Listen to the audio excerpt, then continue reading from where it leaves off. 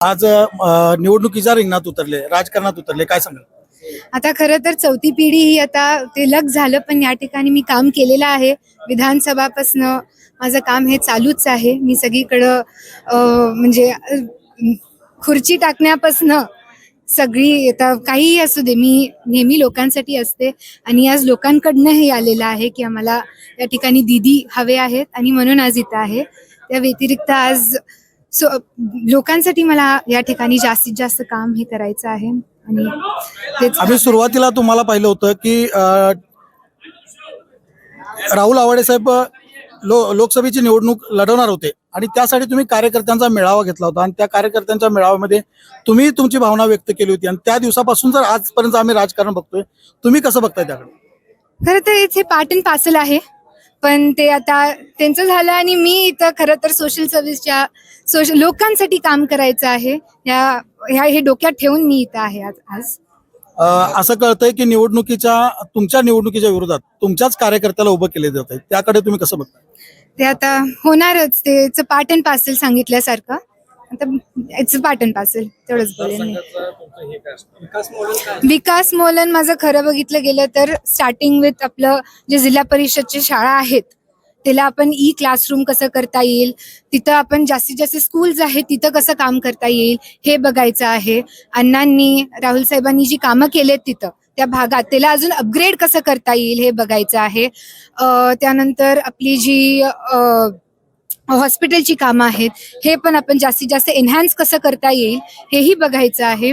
ही सगळी कामं आपल्याला जास्तीत जास्त रस्त्याची असू दे हे आपण जास्तीत जास्त कसं करता येईल हे बघायचं आहे आणि आपल्याला जी केलेली कामं आहेत त्याला अपग्रेड करायचं आहे आणि विकास आपल्याला कसं करता येईल जास्तीत जास्त ते डोक्यात ठेवून आपण या ठिकाणी आरोपी केला जातो, तर त्याला तुम्ही कसे प्रत्युत्तर द्या?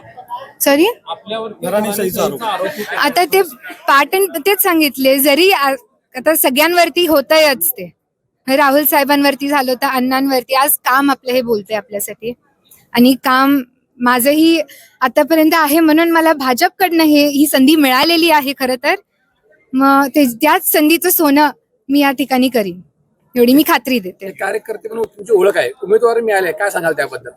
मी खरं तर खूप मला माहिती नव्हतं आणि कार्यकर्ता म्हणून मी या ठिकाणी काम केलेली आहे आणि खरं तर 7 तारखेला माझं लग्न होतं. मग लग्न या ठिकाणी आपण पुढं घेतलेलं आहे.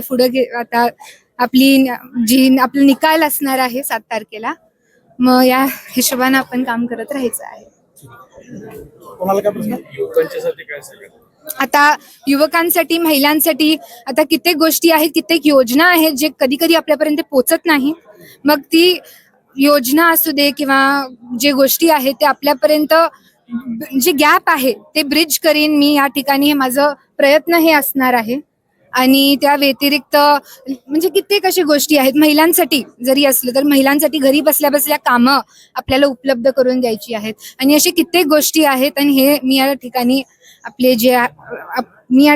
माझा प्रयत्न असेल लोकांपर्यंत हे पोहोचवणं, एवढंच. तर सानिका आवाडे यांनी कोरोची जिल्हा परिषद मतदारसंघातून आपला उमेदवारी अर्ज दाखल केला आहे. उमेदवारी अर्ज दाखल केल्यानंतर त्यांनी पत्रकारांशी संवाद साधल्यानंतर त्यांनी हेच सांगितलं की सानिका आवाडे हे नाव नाही तर काम बोलतंय. आजवर मी भारतीय जनता पार्टीशी जे काम केलंय त्या कामामुळं ची पोचपावती म्हणून माझी ही उमेदवारी आहे. मला देखील माहित नव्हतं की माझी उमेदवारी जाहीर झाली आहे, पण भारतीय जनता पार्टीनं उमेदवारी देऊन माझ्यावरती जबाबदारी सोपवलेली आहे. या जबाबदारीचा मी चोखपणे पार पाडेन आणि त्याच पद्धतीनं मतदारसंघाचा विकास करेन. दरम्यान सानिका आवाडेंचं 7 तारखेला त्यांचा विवाह होणार होता आणि त्याच दिवशी मतमोजणी आहे आणि हा विवाह देखील आता त्यांचा पुढे ढकलण्यात आलेला आहे. त्यामुळे एकूणच त्यांनी मतदारसंघाची जबाबदारी ही आजपासून पेलली आहे असं म्हटलं तर वावगं ठरणार नाही. दुसरी गोष्ट, जे काही भारतीय जनता पार्टीमध्ये चर्चा चालू होत्या त्या चर्चेला देखील पूर्णविराम मिळालेला आहे. जिल्हा परिषद मतदारसंघामधून जी उमेदवारी मागणी होत होती त्यांना तालुका पंचायतची उमेदवारी देऊन दिलेली आहे. त्यामुळे त्यांच्याकडूनही समाधान व्यक्त आहे. एकूणच भारतीय जनता पार्टीचं आज या ठिकाणी पारडं जड झालंय असं म्हटलं तर वावगं ठरणार नाही आणि सानिका आवाडे हे नाव नाही तर काम बोलतोय हेच त्यांनी अधोरेखित केलेलं आहे. कॅमेरामॅन रसूल जमादारसह मी विनायक कळडोने.